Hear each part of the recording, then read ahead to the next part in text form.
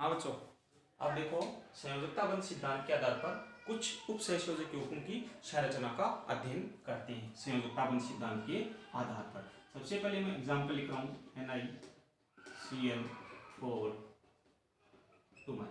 इसकी संरचना का अध्ययन करते हैं। इसकी क्या क्या अध्ययन करते हैं? सबसे पहले निकालते हैं अपन इसमें संकरण निकालते हैं।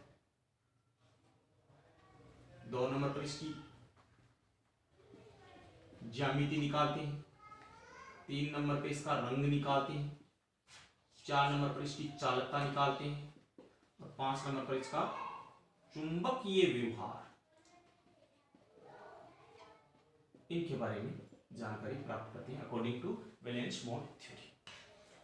हमें पता है निकल धातु का इलेक्ट्रॉनिक विन्यास और इसका निकल का परमाणु क्रमांक। तो निकल का परमाणु क्रमांक 28 होता है। इलेक्ट्रॉनिक विन्यास 18 आर्गन का 3d8 4s, ये इलेक्ट्रॉनिक विन्यास हो गया इसका। ठीक है, अब इसके इलेक्ट्रॉनों को हम मूल अवस्था में भरते हैं। मूल अवस्था में इलेक्ट्रॉनों को भरते हैं। तो सबसे पहले ऊपर लिख लेते 3d, फिर लिखता हूँ 4s, फिर लिखता हूँ 4p। 3d में बॉक्स बना लेते हैं, s के बना लेते हैं और p के बना लेते हैं। ओके, 1 2 3 4 5 1 2 1 2 3। ओके, अब मूल में s में 2 इलेक्ट्रॉन है, d में 8 इलेक्ट्रॉन है। 8 इलेक्ट्रॉन भर दिए, 5 6 7 8 इलेक्ट्रॉन। अब हम साफ देखते हैं इसका ऑक्सीकरण अंक निकालते हैं। ऑक्सीकरण अंक हो गया हमारे पास में, निकल का निकाल रहे हैं तो निकल का ऑक्सीकरण निकालते हैं। तो साइनाइड का होता है -1, 4 साइनाइड है बराबर दे रखा है 2, इसलिए निकल का आ जाता है प्लस का 2 ऑक्सीकरण अवस्था। यदि उपसंयोजन संख्या पूछे तो केंद्रीय धातु निकल से 4 साइनाइड लिगेंड उपसंयोजक बंध बना रखा है, अतः इसका उपसंयोजन संख्या कितनी होगी? 4 होगी। आईपीसी नाम हो जाएगा इसका सूत्र से PLMNC। P4 पॉजिटिव नहीं है, यहाँ पर L4 लिगेंड है, लिगेंड साइनाइड है और मेटल इसमें निकल है, NB यहाँ पर नहीं है, तो हो जाएगा टेट्रा साइनो निकलेट सेकेंडाई, ये इसका आईपीसी नाम हो गया इसका। ओके, अब हम बात करते हैं +2 ऑक्सीकरण अवस्था है, +2 इलेक्ट्रॉन त्यागने के बाद में इसके 8 इलेक्ट्रॉन बचते हैं। बाह्य कोश में 8 इलेक्ट्रॉन रहते हैं। अब साथ देखते हैं साइनाइड लिगेंड है, तो ये साइनाइड है, CO है, CN है, NH3 है। ये लिगेंड जहां पर भी आते हैं ये प्रबल लिगेंड होते हैं और हमें पता है प्रबल लिगेंड के कारण D कोश के इलेक्ट्रॉनों का युग्मन हो जाता है। इसको बोलते हैं, यहां पर लिखेंगे हम एक लाइन, यहां साइनाइड प्रबल क्षेत्र लिगेंड है, जिससे आंतरिक D कोश के इलेक्ट्रॉनों का युग्मन हो जाता है।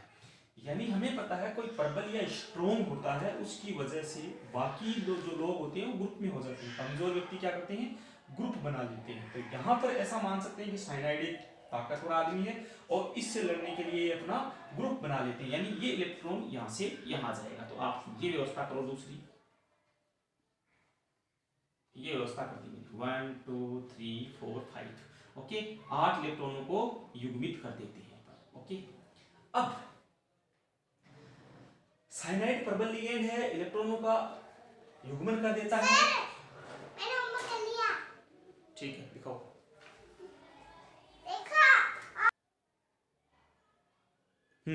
चलो ठीक है, अब हम देखते हैं कि आंतरिक कोश के इलेक्ट्रॉनों का युग्मन हो गया।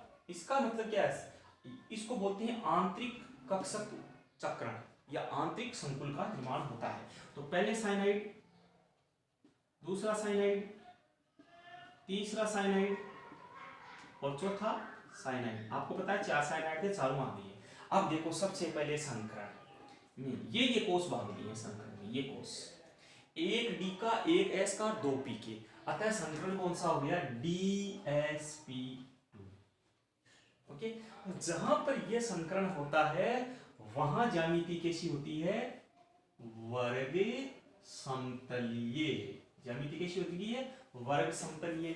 वर्ग समतलीय ज्यामिति को बनाना चाहे तो हम बना सकते हैं। ये वर्ग समतलीय ज्यामिति है। ये हो गया निकल CN CN CN CN। Okay, ये 2 माइनस इसका हो गया। इसका ये वर्ग समतलीय ज्यामिति होगी। अब बताते हैं रंग की बात करते हैं। तो यहां पर देख लो, रंग वही यौगिक रंग दर्शाएगा अथवा वह उपसंयोजक यौगिक रंग दर्शाएगा जिसमें अयुग्मित इलेक्ट्रॉन है। यहां पर अयुग्मित इलेक्ट्रॉन n का मान है 0, अयुग्मित इलेक्ट्रॉन नहीं है। अयुग्मित इलेक्ट्रॉन नहीं है तो रंग कैसा हो जाएगा, रंगहीन, कोई रंग नहीं दर्शाएगा।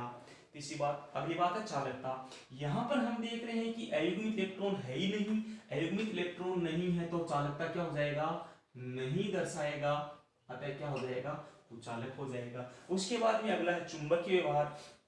जब हम देख रहे हैं सारे के सारे इलेक्ट्रॉन युग्मित हैं तो चुंबकीय व्यवहार भी नहीं होगा, तो कैसा होगा, ये प्रति चुंबकीय व्यवहार दर्शाएगा। ये बातें हम इसके आधार पर निकाल सकते हैं। तो यहाँ पर ये साइनाइड लिगेंड आने के कारण ऐसा हुआ है। यदि साइनाइड के स्थान पर यदि क्लोरीन लिगेंड आता, नेक्स्ट एग्जांपल लेते हैं अपन, नेक्स्ट एग्जांपल लिखे, दूसरा उदाहरण से हम आगे समझते हैं इसको।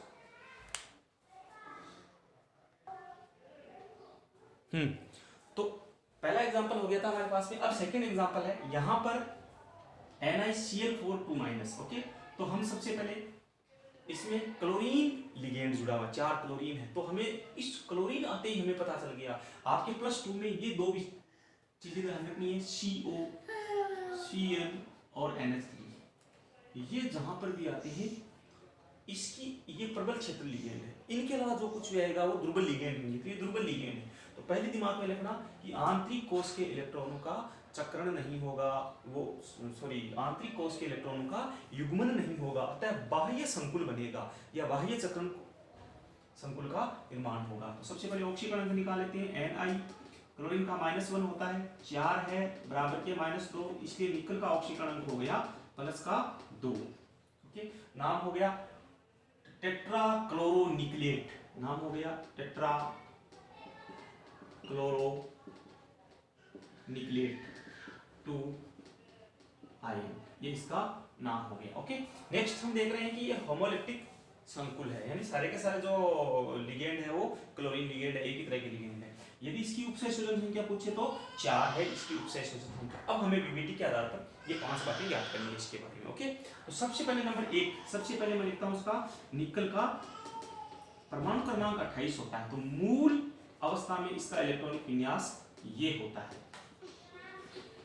वही जो पूर्व में लिखा है हमने वही होता है, आवाज नहीं बस सुनो, ये होता है। ठीक है, नेक्स्ट हम देख रहे हैं कि इसका लिखने का तरीका हमें लिखना है, पहले लिखना है 3D, फिर लिखना है 4S, फिर लिखना है 4P। ओके, 3D के लिख दो, S के लिख दो और P के लिख दो, 1 2 3 4 5 हो गए। ओके, S में 2 इलेक्ट्रॉन कर दो, D के 8 कर दो, 6 7 8। ओके, मूल अवस्था।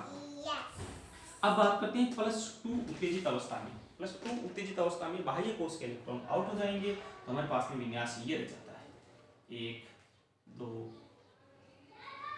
ये रह जाता है हमारे पास में 8 इलेक्ट्रॉन। ओके, ये खाली हो गया है, ये P भी खाली हो गया है यहाँ पर। ठीक है, अब हम देख रहे हैं कि क्या इन इलेक्ट्रॉनों का युग्मन होगा, तो हमें लिगेंड की नेचर देखनी है। लिगेंड यहाँ पर दुर्बल लिगेंड है, अतः आंतरिक कोश के इलेक्ट्रॉनों का युग्मन नहीं होगा। और जब आंतरिक कोश के इलेक्ट्रॉनों का युग्मन नहीं होगा तो ये पहला यहाँ आएगा, दूसरा यहाँ आएगा, तीसरा यहाँ आएगा, चौथा यहाँ आएगा। आप देख रहे हैं कि आंतरिक कोश के इलेक्ट्रॉनों का युग्मन नहीं हुआ है, अतः अयुग्मित इलेक्ट्रॉन यहाँ पर, अयुग्मित इलेक्ट्रॉन की संख्या यहाँ पर 2 आ रही है हमारे सामने। 2 आती पूरा का पूरा इसका रसायन चेंज हो जाएगा इस उपसंयोजक यौगिक का। तो सबसे पहले हम संकरण में भाग लेने वाली स्पीशीज को देखते हैं। सॉरी, कौन से कक्षक भाग ले रहे हैं, 1S और 3P, तो संकरण हो गया sp3। दूसरी बात, हमें पता है जहां sp3 संकरण होता है वहां ज्यामिति कैसी होती है, टेट्राहेड्रल, कैसी होती है, चतुष्फलकीय ज्यामिति होती है, यानी केंद्रीय धातु टेट्राहेड्रल फॉर्म में होता है, ये चतुष्फलकीय है। ये चतुष्फलक की ज्योमेट्री बना रहे हैं अपन, यहाँ पर Cl है, यहाँ पर Cl है, यहाँ पर Cl है, यहाँ पर Cl है। ओके, ये चतुष्फलक की ज्योमेट्री बनाती हमने। ओके, विद्युतीय गुणधर्म। अब बात आ गई हमारे पास में, यहाँ पर n का मान 2 है, अयुग्मित इलेक्ट्रॉनों की संख्या 2 है, अतः इसका विद्युतीय गुणधर्म भी आएगा, रंग भी आएगा और चुंबकीय व्यवहार भी आ जाएगा। तो ये विद्युतीय गुणधर्म दर्शाएगा, अयुग्मित इलेक्ट्रॉन के कारण क्या दर्शाएगा, चालकता दर्शाएगा। चुंबकीय गुणधर्म भी दर्शाएगा, यानी ये क्या होगा, अनुचुंबकीय व्यवहार दर्शाएगा। कैसे दर्शाएगा, n का मान आ रहा है यहाँ पर 2, तो सूत्र है म्यू बराबर रूट n प्लस 2, तो 2 प्लस 2 रूट, तो 2 2 4 हो गया 8, अंडर रूट 8, 9 से 1 कम है, अतः 3 से कम आएगा 2.89। ये चुंबकीय आघूर्ण आ गया है, चुंबकीय आघूर्ण का मान आ गया 2.89 बॉल मैग्नेट्रॉन। ओके, रंग, हमने कहा था कि जहां पर अणु स्पीशीज के अंदर या जहां पर उपसहसंयोजक यौगिक के अंदर अयुग्मित इलेक्ट्रॉन होते हैं, वो कैसे होते हैं, वो रंगीन होते हैं। तो ये हमने इसके बारे में ड्रा आउट कर दिया, किसके आधार पर, वीबीटी के आधार पर, ये सब हमने देखा है।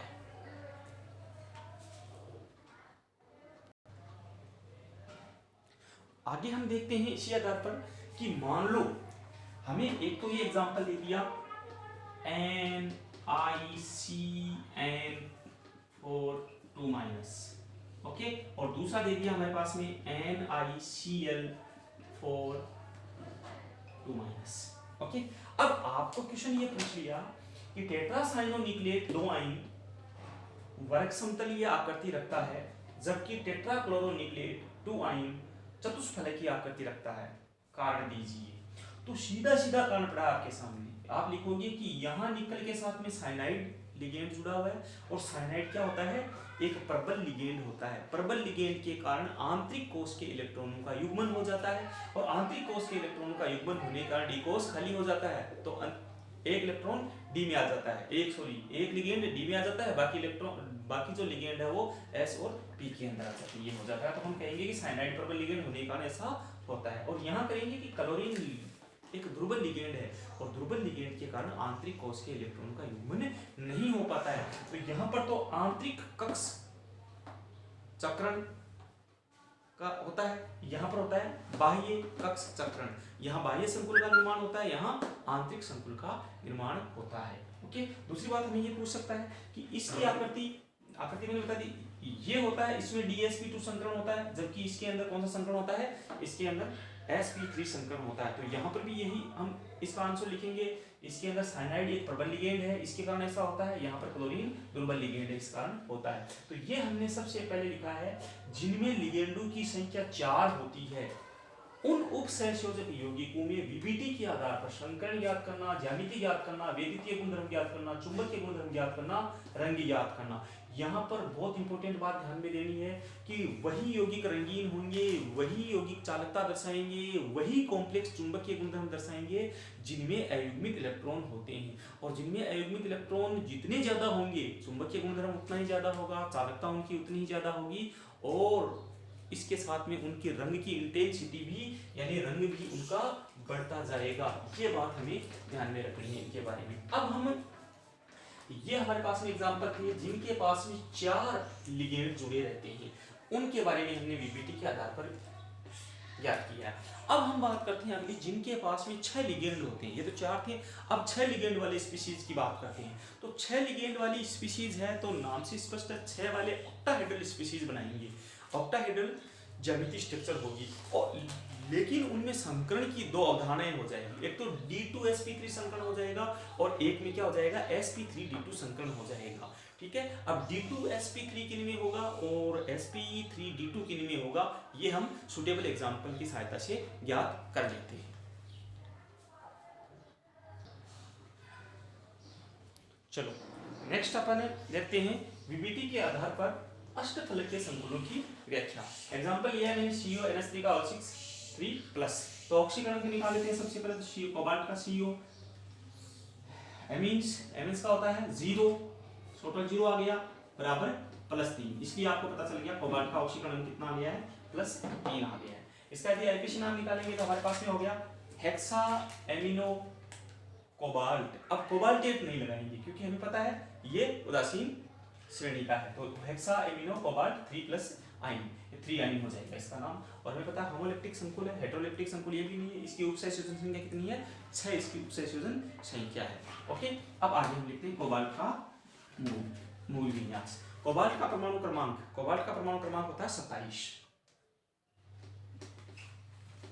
ठीक है, तो 27 परमाणु क्रमांक होता है। तो हम लिख दिया इसका बराबर हो गया Ar3D7 4s2, ये हो गया इसका इलेक्ट्रॉनिक विन्यास हो गया। अब अपन लिखते हैं, यहाँ पर लिख दिया मैंने 3D, यहाँ पर लिख दिया 4s, यहाँ लिख दिया मैं 4p। अब 3D भर रहा हूँ सबसे पहले, उसके बाद में 4s, 4p खाली पड़ा है, ये है तो इसी के अंदर इसे लिखा हमने SD1 2 3 4। ठीक है, s के 2 इलेक्ट्रॉन पर 2, 7 बरो d के 1 2 3 4 5 6 7 इलेक्ट्रॉन भर दिए हमने इलेक्ट्रॉन इतने सारे। ओके, अब इसके बाद में हम आगे बात करते हैं। अब चलो, यह आ गया मूल अवस्था का इलेक्ट्रॉनिक विन्यास, आपने व्यवस्थित कर दिया। अब +3 ऑक्सीकरण अवस्था है, यानी +3 उत्तेजित अवस्था में 3 इलेक्ट्रॉन ये त्याग देगा। तो 2 तो यहाँ से गया, 1 इलेक्ट्रॉन गया यहाँ से, ये इलेक्ट्रॉन चले जाएंगे, तो व्यवस्था आपके पास में ये आ जाएगी इसका 1 2 3 4 5, ये आ गया, 1 2 3 4 5, ये भी 1 2 1 3 3 के, तो ये व्यवस्था आ गई 1 2 3 4 5। ओके, और ये आ गया आपके पास में 6। ओके, ये व्यवस्था आ गई आपके पास में, ये व्यवस्था आ जाती है हमारे पास में। ओके, अब आगे देखते हैं अगला बिंदु क्या होता है। अब हम देख रहे हैं यहाँ पर कि यहाँ पर एमीन NH3 है। मैंने पहले बताया था CO CM NH3 ये प्रबल क्षेत्र लिगेंड है। ये जहां पर भी आते हैं आंतरिक कोश के इलेक्ट्रॉनों का युग्मन हो जाता है। तो ये इलेक्ट्रॉन यहाँ आ गया, ये इलेक्ट्रॉन यहाँ आ गया। ओके, युग्मन हो गया इलेक्ट्रॉनों का। इसका मतलब D में 2 खाली है ऐसे ही, और P के खाली है। ओके, अब हमारे पास में लिगेंड है। लिगेंड कौन सा है? NH3 है। तो NH3 1 NH3 2 NH3 3 NH3 4 NH3 5 और NH3 6 के 6 आ गए। ठीक है, 6 NH3 आ गए इसके अंदर, 6 के 6 NH3 आ गए। अब हम देखेंगे, यहाँ लिखेंगे, यहाँ NH3 प्रबल क्षेत्र लिगेंड है, प्रबल क्षेत्र लिगेंड है, जिसके कारण आंतरिक D कोश के इलेक्ट्रॉनों का युग्मन हो जाता है। इसलिए आंतरिक कोश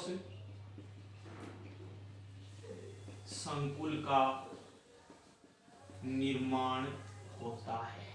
ओके, अब बात करते हैं सबसे पहले संकरण। तो संकरण बस लिए कौन से भाग ले रहे हैं वो लिख दो, 2D के 1S का और 3P के। तो संकरण हो गया D2sp3। ओके, sp3 ज्योमेट्री तो हमें पता है इसकी होगी ऑक्टाहेड्रल ज्योमेट्री होगी, अष्टफलकीय शेप हो सकती है। सबसे बना दो आप, यहाँ पर आ गया आपके पास में CO 1 2 3 4 5 6। ओके, ये थोड़ा सा इसको ऐसे से कर दो। क्या है? NH3 है, NH3 NH3 NH3 NH3 NH3 6 ligand है, चार्ज भी दे रखा है इस पे, तो लिखना नहीं भूलना, ये भी लिख दिया हमने। ओके, ज्यामिति कैसी हो गई है? ऑक्टाहेड्रल। कैसी हो गई? अष्टफलकीय। विद्युतीय गुणधर्म, तो विद्युतीय गुणधर्म निकालने के लिए, चुंबकीय गुणधर्म निकालने के लिए और रंग निकालने के लिए आपको n का मान ज्ञात करना है। n यहाँ पर इलेक्ट्रॉन की संख्या है, तो आपको स्पष्ट दिखाई दे रहा है यहाँ n का मान 0 है, सारे के सारे इलेक्ट्रॉन युग्मित हैं। अतः विद्युतीय गुणधर्म क्या हो जाएगा? चालकता नहीं दर्शाएगा, अतः क्या हो जाएगा? कुचालक हो जाएगा। चुंबकीय गुणधर्म क्या हो जाएगा? चुंबकीय प्रवृत्ति नहीं दर्शाएगा, अतः क्या हो जाएगा? प्रति चुंबकीय गुणधर्म हो जाएगा। रंग क्या होगा? हमें पता है n का मान जब 0 है तो तब सब के सब ये मान हो जाएगा, क्या हो जाएगा? रंगहीन हो जाएगा। पहला एग्जाम्पल लिखा हमने अष्टफलकीय संकुलों की विविधि के आधार पर व्याख्या। किस किस की व्याख्या की है? संकरण, ज्यामिति, ज्यामितीय संरचना, वैद्युतीय गुणधर्म, चुंबकीय गुणधर्म, रंग। ठीक है, हमने यहाँ पर ऐसा क्यों किया? ये संकृत कक्षक D2sp3 क्यों आई? क्योंकि हमें पता चला कि जो लिगेंड है वो